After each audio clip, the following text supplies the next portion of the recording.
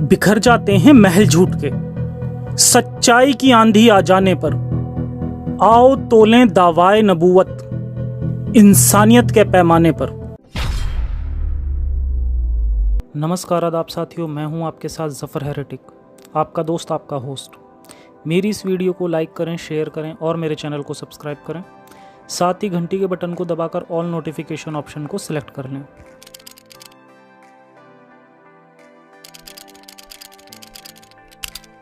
क्या मोहम्मद साहब सच में खुदा के भेजे एक रसूल थे? क्या कोई रसूल 6 साल की बच्ची से शादी कर सकता है? समझते हैं आज की इस वीडियो में। तो चलिए शुरू करते हैं बिना अल्लाह का नाम लिए।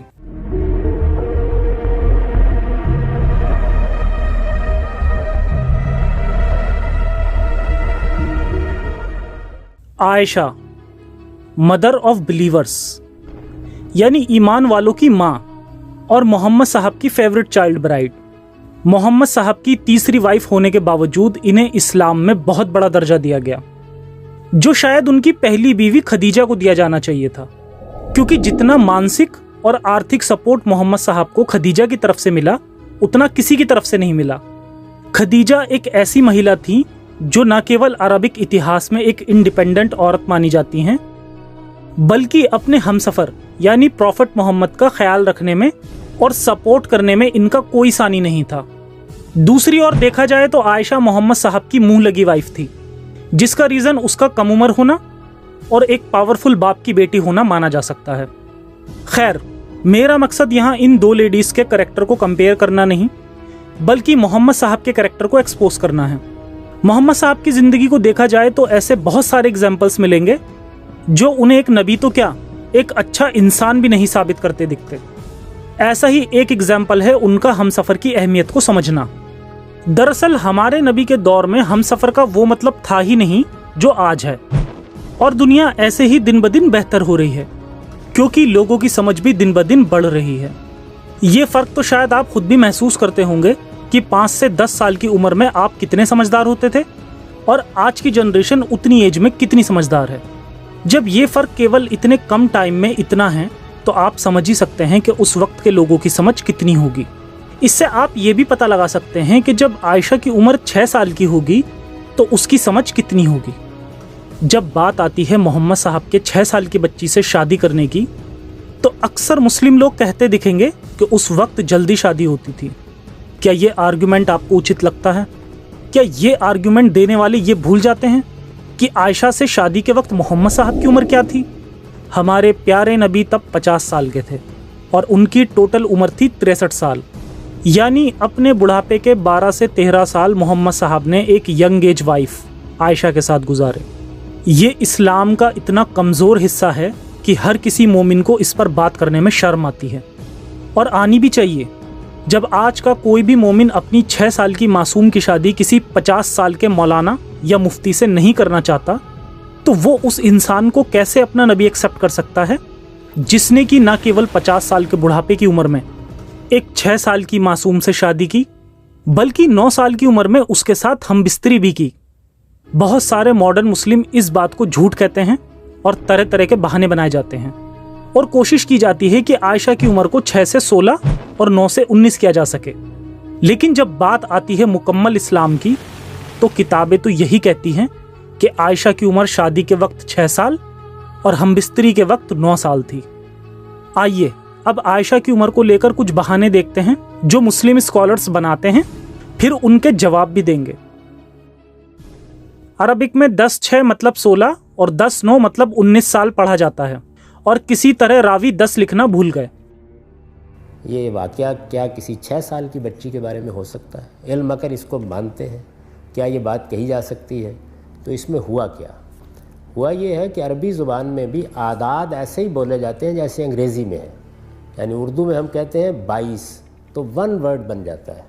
अंग्रेज़ी में कहते हैं 22, तो 2 लफ्ज़ बन जाते हैं।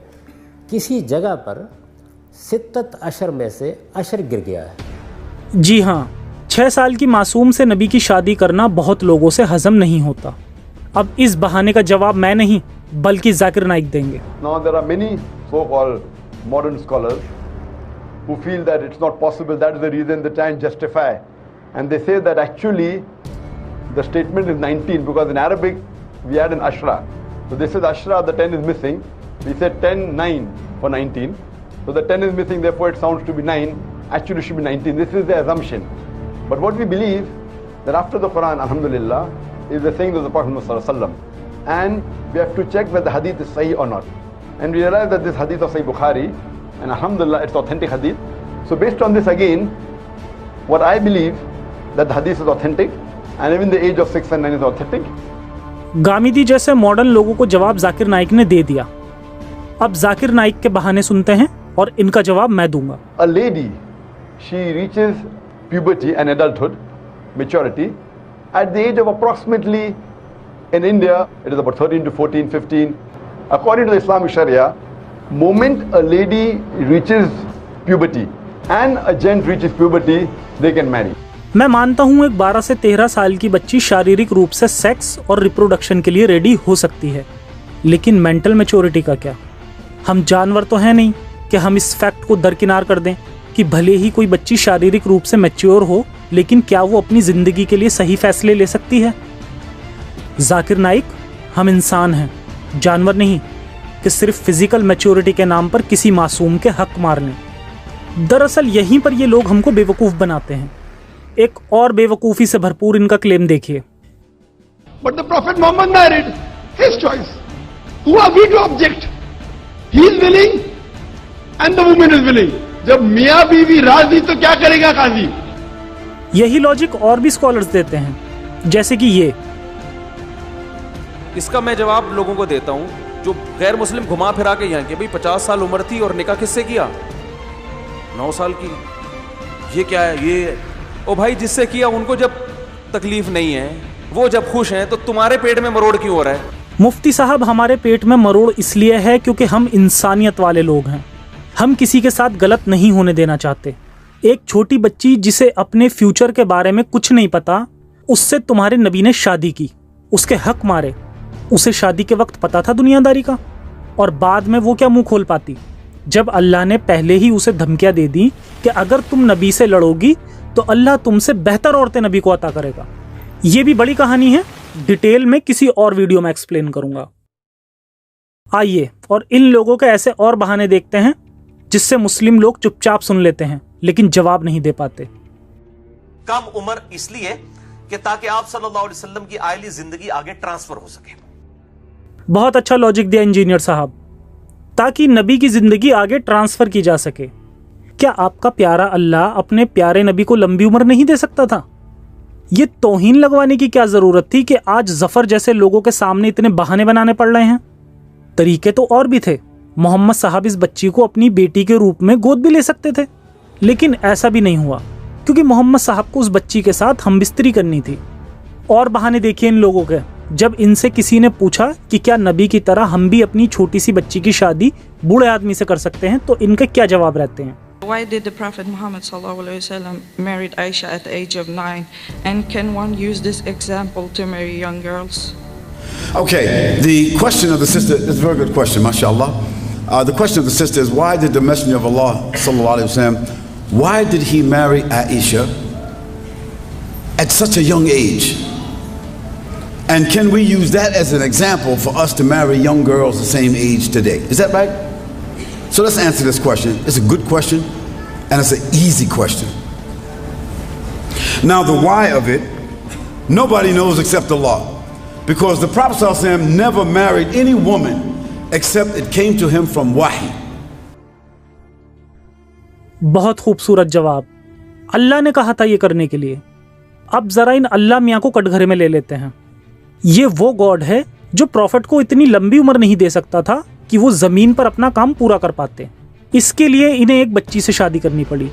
ये वो गॉड है जो आयशा को प्रॉफिट मोहम्मद की टाइमलाइन में भी नहीं पैदा कर सकता था कि वो कम से कम 20 साल की होती शादी के वक्त। इसके बाद चलो मान लेते हैं कि इस्लाम का अगला नबी शायद इन दोनों से ही पैदा होना होता, तब बाकी बातें भूली भी जा सकती थी। लेकिन आयशा से तो इनकी कोई औलाद ही नहीं हुई, यानी अल्लाह की मर्जी में सिर्फ मोहम्मद साहब को एक 6 साल की मासूम से हमबिस्तरी करवाना था। ये था अल्लाह का प्लान।